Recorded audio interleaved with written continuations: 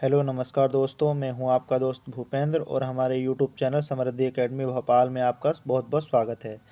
तो आप सभी अभ्यर्थियों के लिए बहुत बड़ी न्यूज़ निकल कर आई है, क्योंकि विभाग जो आप लोगों के साथ भर्ती के नाम पर ये कभी आगे पीछे, कभी यहाँ कभी वहाँ, कभी इस साल कभी उस साल करता है, तो उसके बारे में आपको सब जानकारी इस न्यूज़ में प्राप्त होगी।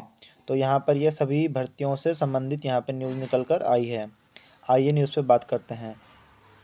ESB बड़ी वजह, जो परीक्षाएं 2025 के शेड्यूल में नहीं थी उन्हें दी तवज्जो। 2025 की 4 बड़ी भर्ती पात्रता परीक्षाएं टली। ये पात्रता जो आपकी है ना, ये इनके बारे में हो रहा है, ये शिक्षा विभाग की भर्तियों के बारे में।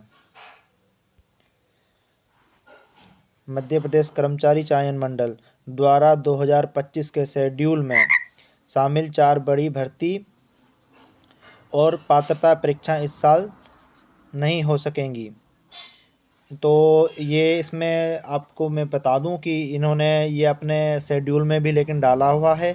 अब देखते हैं कि अंत में होता क्या है। हालांकि यहाँ पे न्यूज़ में निकल कर आई है।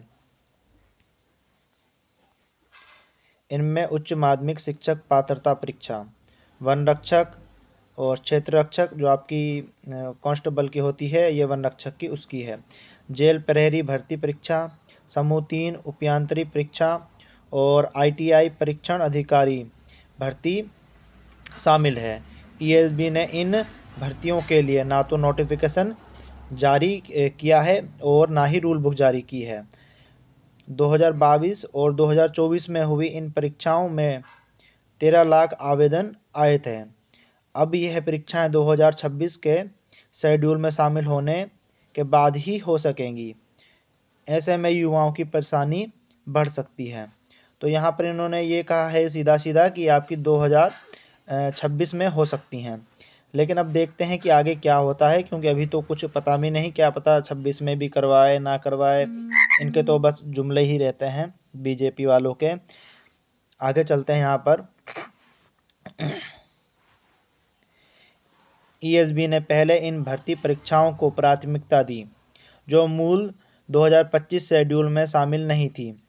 इनका कहना ये है कि जो परीक्षाएं इसमें शेड्यूल में लिखी ही नहीं थी उनको करवा दिया, जैसे आबकारी आरक्षक, पुलिस आरक्षक, ASI और SI।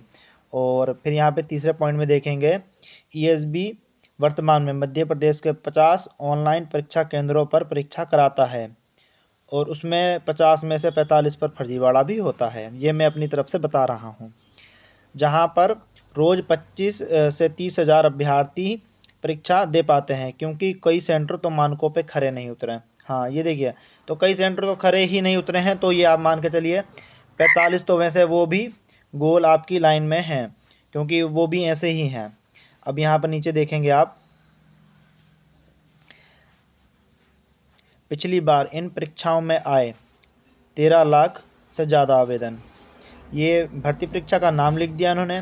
आवेदन आए वन रक्षक, क्षेत्र रक्षक, जेल प्रहरी और 2022 में ये आपकी इतनी संख्या में आए। पद इतने कुल कम थे, बहुत ही कम थे। फिर आपकी समूह 3 उपयांतर की और ये 24 में आई थी।